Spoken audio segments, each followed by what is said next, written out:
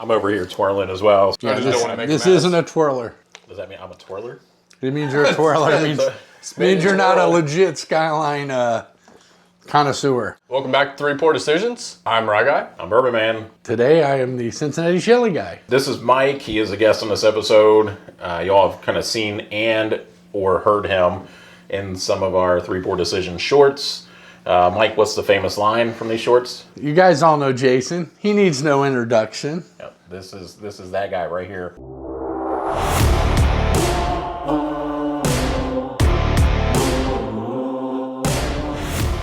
Today we're actually doing a Skyline Chili / Maker's Mark OHLQ Tastemaker Series review. In front of us we have some Skyline 3-ways, 4-ways, cheese conies, and then the bottle that we have in front of us is the Chef José Salazar out of Cincinnati, Ohio. According to the chef that partnered with Maker's Mark, came together to create, using the stave profiles, some bourbon that has tasting notes of Cincinnati chili. There are 2 other chefs that were involved with the OHLQ Maker's Mark Tastemaker Series. One of them was out of Columbus, Ohio, and the other was out of Cleveland, Ohio. What do you know about this bottle and or just Maker's Mark? So this bottle is 111 proof. This is a barrel finished with 10 oak staves, 3 of which were baked American pure. 1 was a seared French cuvee, 3 roasted French miniant, and 3 toasted French spice. So this has got notes of vanilla, honey, bright fruit, toasted caramel, baking spices, milk chocolate, even some clove. Funny enough, I actually have never tried Skyline before in all my years living around the Cincinnati metro area. So this is a first for me, and this is also a first for Mike for being on the channel. So this is going to be a pretty good episode for you guys. And this is a first for Mike as well, that he's never tried Maker's Mark before. So first for you for Skyline Chili, first for you to try the Makers that's supposed to kind of taste like Cincinnati chili. This will be exciting. With Makers, they started doing this whole stave, like the stave profile like finishes. I think it's a part of their like wood finishing series, but these are like picks that Ohio ended up doing. So there were 3 different picks. This was one of the 3 by Chef José Salazar. He's the chef out of Cincinnati, Ohio. I honestly thought that he was a chef for Skyline Chili. That's why I thought they went with these tasting notes, but I'm not 100% sure if that's true or not. But in front of us, we have some Skyline Chili Maker's Mark. And with each one of the wood finishing series, they can use up to 10 staves, right? Total between the 5 different ones that you mentioned. So 10 oak staves total to kind of develop, the flavor that they're seeking. And I will say with the wood finishing series, they have several out now already, but this is the first of the Tastemaker series. This is going to be quite interesting. So I'm going to flip it over to Mike. Mike has a whole lot of history and experience with Skyline Chili. Mike, go ahead and take it over. Yeah, so I started, working at Skyline Chili on Route 4 in Fairfield. Showing my age, but it was 1988. I was 14. I was on Route 4. So I started there. I got my introduction into Skyline. I worked there all 4 years through high school, and then I also, in college, I worked at the Kenwood Skyline with all the Greeks that are involved with the founding of it. They were the first franchise. So Skyline is a big deal to me, like most Cincinnatians. It's something near and dear to my heart. Tell us about a couple of experiences you had in the restaurant, maybe with the owner or one of the founders. Yeah. So, there's a little story on the back of the menu if you go to Skyline. It's not true. The true story is Empress Chili was the first chili. I believe it was founded in 1929. Now, the first in Cincinnati or first in Ohio? First ever. It was the first Cincinnati chili parlor in the history of the world. Okay. And so what happened with Cincinnati Chili was there was a lot of fellas that worked there. And one of them, his name was Nicholas Lamborghini's, who did eventually found Skyline. So they all worked there, right? And they all knew the recipe. So, like human nature, they took the recipe and they messed with it a little bit. And they created their own concoction. So he started a restaurant called Skyline Chili. It was in Price Hill. It was founded in 1949. The name derives from the location, it overlooked the skyline of Cincinnati, and they couldn't figure out the name. And then one day him and his son Lambert were looking out the window and they noticed the Cincinnati skyline, and they're like, we're just going to call this Skyline Chili. So that's how it got its name. So one interesting story I've had at Skyline, I did meet the founder's son. His name was Lambert, who had a huge role in the founding of Skyline. One day I was working and I had to go into an office, and Lambert was in there. And of course he founded it, so he's ate a lot of Skyline chili in his life. And he had a bowl of chili, which is unusual, right? Usually have it over spaghetti or hot dogs.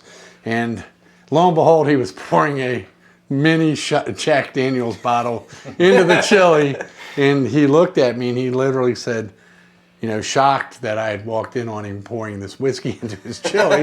Whiskey is not in Skyline chili, so if you make this at home, I wouldn't recommend putting it in there, but he did. And he said, Mike, if you eat this shit long enough, you got to do something to it. That was his own spin on it. And then, you know, I don't know why I did this, but I asked him, you know, what the secret ingredient was. And, you know, this is a deeply held secret, but he did inform me there is no chocolate in Cincinnati chili. That is a myth. The secret ingredient of Skyline is nutmeg, not chocolate. That is quite surprising. So Yeah. That's surprising. No chocolate. But, I mean, when I first heard that there was chocolate in Skyline, I mean, that's one of the reasons why I've not had any interest in trying it in the first place. Just because, I mean, chocolate and chili sounds kind of weird. Hey, Jack Daniels and chili sounds pretty good, so I don't think I mean, if anything, that would make it a little bit better. I don't know. I don't know about that. So what we're gonna do is we're all three. We're gonna taste the Tastemaker Series from José Salazar. See what notes that we get from this, and then we're gonna taste the 3 ways. Tanner's got a 4-way, which actually has onion on it. I have a cheese coney that has onion. I opted for no mustard. And then Mike has a plain cheese coney, basically just chili and cheese. We're gonna taste the Skyline and then see if there's anything that resembles what's coming out of this maker's bottle. And then maybe we'll go back and forth a couple times and hopefully pull some notes and see how good Chef José Salazar was at creating a Maker's Mark product reminiscent of Cincinnati chili. And honestly, there's nobody better here that we could ask for than Mike, with all the years, decades of experience that he has with Skyline, eating Skyline. If he tries this and he says, yes, this Maker's tastes like Cincinnati chili or Skyline, He's the guy to you could believe that it does. So we each got 3 Glens already pre-filled with the Makers.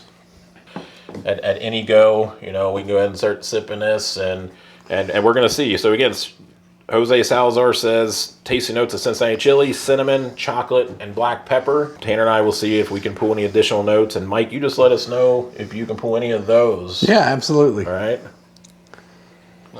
I can tell right away chocolate's very present. And without even smelling or tasting this one, I could probably almost guarantee that was going to be the case, because with a lot of the Makers, with the wood finishing series, yeah, especially the wood finishing, so much chocolate in all of them, which I'm not opposed to. I really like that there's a chocolate note in there. I would rather prefer chocolate over like peanut shells or like youthful grains, but I mean, Maker's Mark is doing something good at least. And I think most of it is due to all of their toasted staves that they impart into their barrels. I mean, it's definitely sweet on the nose. Mike, is there anything on the nose that you get that's anything like cinnamon or just sweetness? You know, I definitely smell some cinnamon, and I'm actually getting a little black pepper. It smells a bit floral to me. Doughy, I mean, there's a little bit of that wheat funk in the back end, but... Now, Mike hasn't drank a whole lot of bourbon or whiskey. Mike, the best way to kind of pull some of those tasty notes is to kind of chew on it like you're doing, like... Yeah. Get that air in there, aerate and everything. Coat your whole palate. Mm-hmm. You know, what's interesting is what I smelled is what I taste, right? Like, there's some cinnamon notes. There's definitely some black pepper, so there's a lot of spice that I'm picking up. Mm-hmm. Yeah, a lot of spice. Almost like a Christmas cookie. I can see that. Almost like a gingerbread cookie in a way. But yeah, this is very heavily toasted. Anything reminiscent of Cincinnati chili yet? You know, like I said, you know, if you look at the ingredients in Skyline, which is traditionally nutmeg, clove, allspice, that's pretty much what you're going to taste, right? So all they really did was, obviously there's no beef or anything like that in the whiskey, but they took the spices. You can tell they did the cinnamon, the nutmeg, and the allspice. Maybe a little clove. I tasted a little clove as well. So they did a good job of, putting those spice blends into the whiskey. Well, and here's what's interesting about bourbons and whiskeys, Mike, is that unless they're artificially flavored, those flavors aren't actually added. It's those tasting notes are all coming from these different staves that they're adding, which is just essentially like a toasted type of wood that they're putting into the barrels of whiskey or bourbon. So those tasting notes are coming from that. So there's not actually pepper added. Oh, wow. Yeah, think of like a toasted marshmallow, how it's very sweet, but then whenever you burn it, I mean, you can taste like different notes. So as an example, so the staves that they used, so the Baked American Pure, that actually says it has tasting notes of like vanilla, honey, and bright fruit is what can come from that one. The Seared French Cuvée, creamy, toasted caramel, and almond is what you can kind of get from that. You got the Maker's Mark, which one is that? The Maker's Mark 46 staves they use, so you can get dried fruit, baking spices, and caramel from that type. The roasted French Mendiant, milk chocolate, coffee, and dried fruit. You can get notes. I can definitely get the milk chocolate. So that's where a lot of that chocolate's coming from. And then the roasted French spice stave, you can get clove, ripe fruit, and orange peel. So Chef José Salazar said these are the staves I want to use because these are the tasting notes that you can get. He said how many of them to use to bring more flavors of one over the other to kind of come together and give those, the spices and the chocolate and different things that you might get out of that Cincinnati chili. So quite interesting. So there's no artificial flavors added to this to give that black pepper, to give that cinnamon and stuff. So I was unaware that the flavor came from the barrel, and it wasn't like they dumped a bunch of spices. Yeah, for it to be considered bourbon, it has to have no additives. Right. All the flavor comes from the barrel or the grains. Yeah, I learned something new today. And that's what makes it so exciting to taste and review all the types of different bourbons, because you don't know what flavors you're going to get, and to think that these flavors are coming out of some type of toasted or charred wood. Right. Okay. Exactly. And aged and wherever the tree is grown at, like the specific region. I mean, they can impart so many different flavor notes, whether it was at the top of a hill or the bottom of a hill, the type of soil, the humidity, and the environment that it grew in. The section of tree that it was cut from, so it could impart like a more sweeter side if it was from the top part of the tree, or if it was on the bottom, it could impart a little bit more spice. We got some bottles, and maybe you could be on with another episode with us, but we got some that use a Brazilian Ambrana wood that the bourbon and or whiskey tastes like apple cinnamon toast crunch. Wow. Like there's cereal, no artificial, like it tastes exactly like cinnamon toast crunch. Wow, that's amazing. And it's a Brazilian oak. Yeah. Cool. Pretty cool. Yeah, that's really cool. Here in a second, we're gonna get ready to taste the 3-way, 4-way, the cheese conies, and we're gonna see if truly there is anything reminiscent of this Maker's in there. Yeah, let's do it up. I can tell you, I'm not picking up any cheese in this whiskey, which I'm glad. That's freaking hilarious. That's hilarious.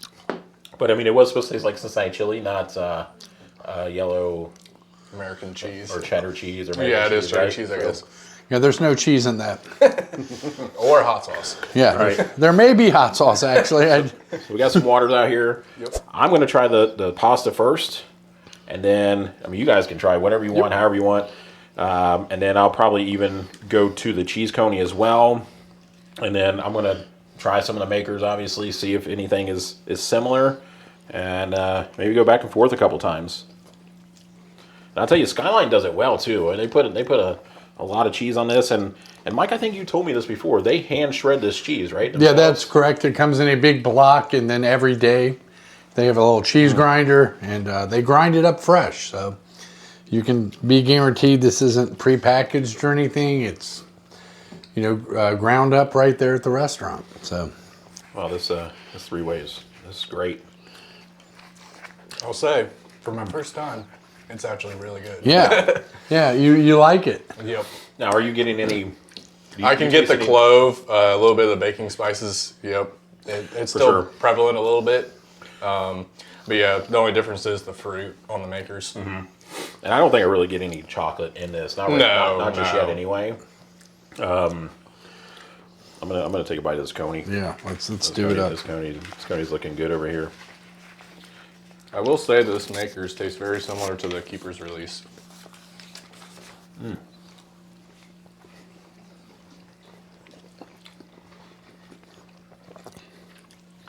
And as you can see, he has never ate Skyline because he is twirling his spaghetti. If you are from Cincinnati, that's a big no-no. You cut, and then you lift. I'm over here twirling as well. I just don't want to make This a mess. isn't a twirler. Does that mean I'm a twirler? It means you're a twirler. It means you're not a legit Skyline connoisseur. I guess that's why we're bourbon connoisseurs. Yeah, true. I tried both. I'm going to go back to this now.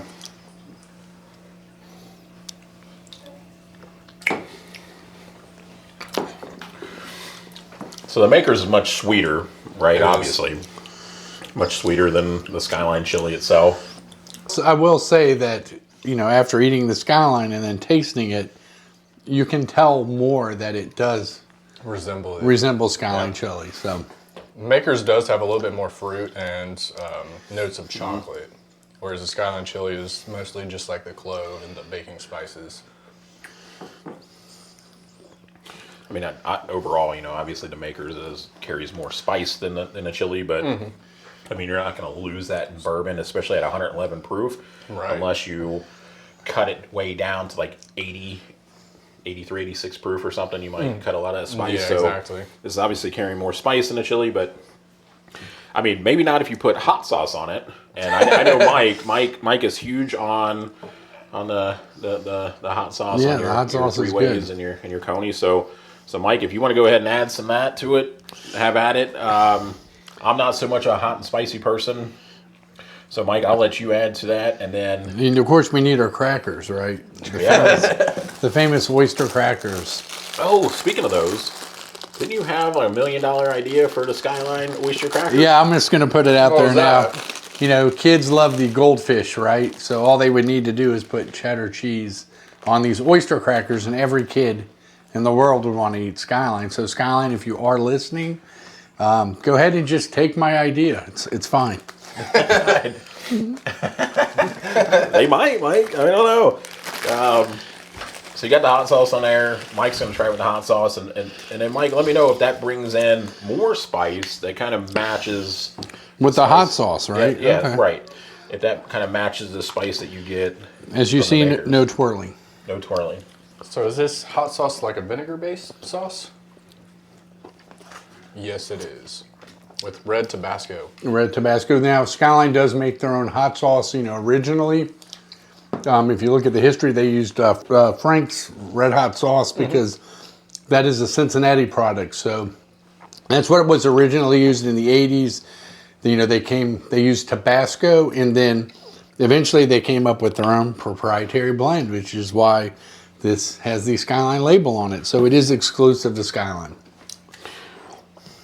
I think it's a wonderful pairing. Yeah, So, I know, it's a pairing that I didn't Right. think would actually work. so I just, again, took another bite of the three-way and didn't take a drink of water this time. I went right to the Maker's. And honestly, That's it exactly paired- what I did. It paired very well. Maybe Skyline should start serving whiskey. Get their liquor license. Right. They already do. They serve beer at some, so just add a little whiskey and sounds like another $1 million idea. It kind of does. So Mike, moving forward, what do you think about drinking some Maker's Mark with your Skyline in your personal time? I don't think that's going to occur, but I am very pleased and happy to be on this episode, so I appreciate that. We're very happy to have you. I think this has been a really fun episode, comparing the two. And I have to say that, you know, Chef José Salazar, if you happen to come across this video and see this, I mean, you did a wonderful job at putting pairing all these stave profiles together to bring in some notes of Cincinnati chili. Very interesting take on Skyline Chili. Never thought I would see the day that a whiskey would resemble a chili, but here we are. Yeah, here we are. Hats off to you, though. Absolutely. Let's So raise one up and drink one for Jose Absolutely. Salazar. Cheers. Cheers, man. when I seen these bottles dropping, I knew, like, all right, this is out of Cincinnati. We're all here local in Cincinnati, so I had to get these. We had to review them, and there was no better way to do it than to review it with Skyline Chili, which is the OG Cincinnati Yes, chili. the number one. It's number one. Yeah, gold star, move away. Yep. Well, awesome. I mean, this has been a really fun episode. Hopefully, y'all have watched this till the end, and be sure to give us, a like and a subscribe and comment, share with everybody you know.